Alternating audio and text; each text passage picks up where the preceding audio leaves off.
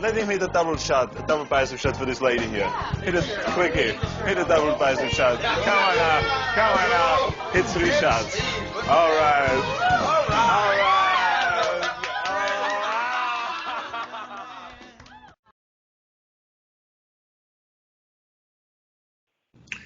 Well, I had just arrived here in Los Angeles in 1975, and in the process of preparing for the Mr. World and for the Mr. Universe, this time I was still not in the mix of training with the Weeder boys.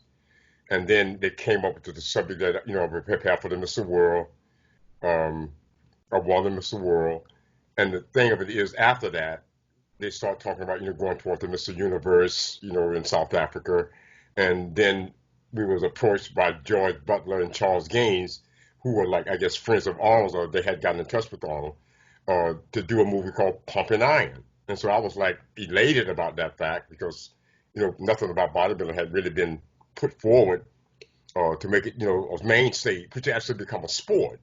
And they started talking to us about it and what they wanted us to do in the movie. And I got involved with it, and they, put us each in a position. We all signed a $50,000 contract to be paid for actor appearing and doing our part in the movie.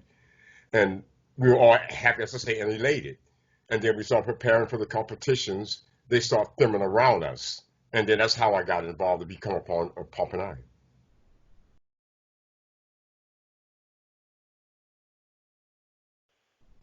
What it was basically we were just back up for Arnold because they were trying to really indoctrinate him, I guess, in a sense of becoming becoming a movie star. And so both of you, of course, you're going to support him because you wanted something to be big, and being in that supporting category, everything was like working on a certain order. Each one of them would get a contract. We would all play our parts. They would dictate to us what they wanted us to do in the movie around Arnold, and basically that's what we did.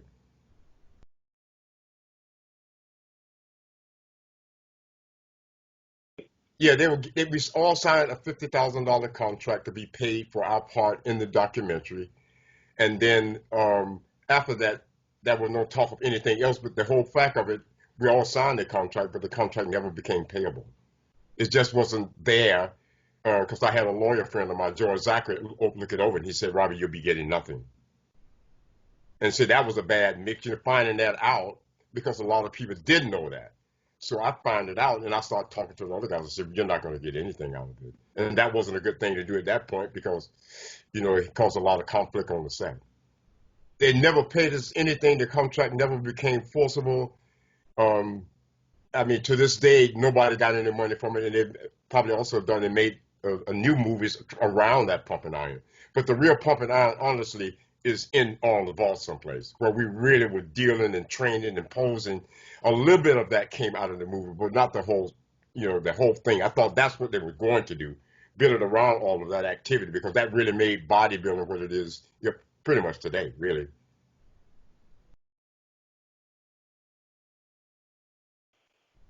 Well, that was to address the fact that we were going to do this movie, and that we were all going to sign contracts that would be paid for. So everybody's in an elated mood.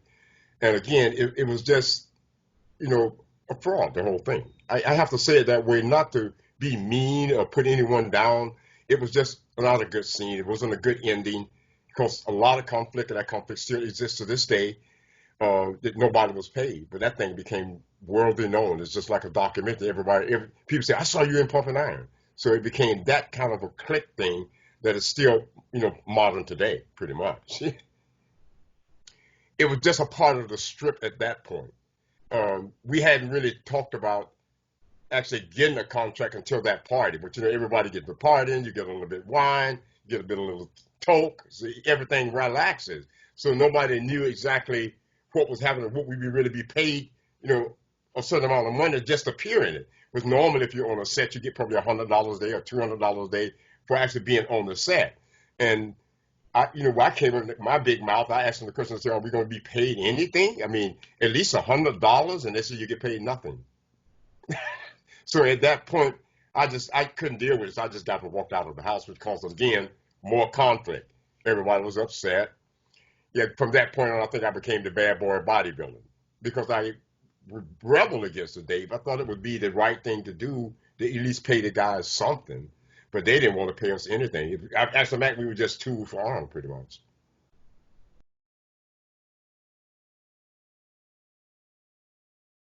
Oh yeah, that's what it is. See, the whole thing of it was to showcase Arnold, which I understand. He was Mr. Olympia.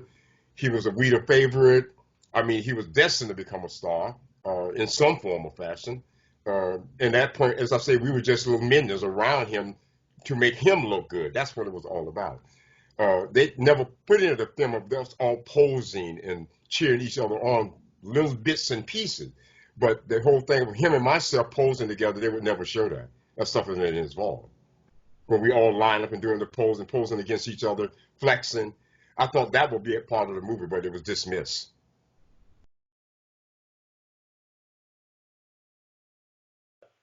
Yeah, I kind of expected it because I spoke out. You know, if you speak out about a situation like that or revel in a sense of it, they're definitely going to kind of dot you out of it. Which, you know, Dave, it didn't bother me at all because of the fact that it made me stronger because I realized they was trying to film around me because I had the better physique. I mean, it was just point blank. Everybody knew that.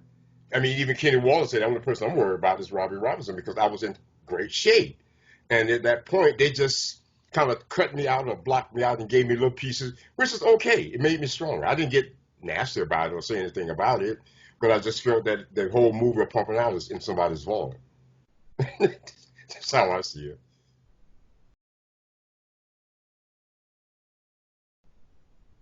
In a small way, yeah, I think it captured it in a big way and a small way.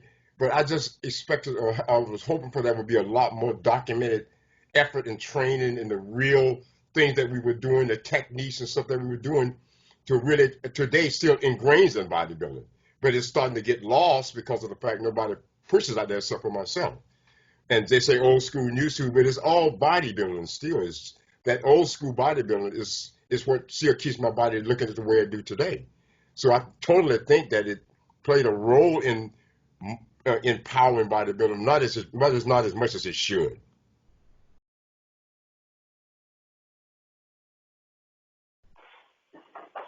I think a lot more people recognize you and they remember your part in it. Still have people coming to me now and saying, for the first time I showed my son a picture of the pumping iron and they always pick out you. So I felt honored by the fact that the, even though the bits and pieces that I had in there, they found my physique spectacular. So I thought that was an honor. That's how I felt about it. I think it was a great thing. I think it put bodybuilding in a whole nother light. I think it helped make someone a star.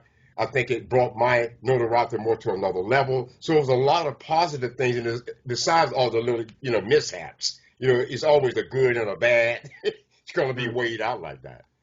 So I'm in a good place with it. I feel honored being a part of it. I thought it was a great thing to do. My hope is that they could come back and maybe do something with the old guys, but I'm the only one left besides Arnold. So that would be impossible. I just love the fact that I was a part of it. I thought that was, I mean, amazing.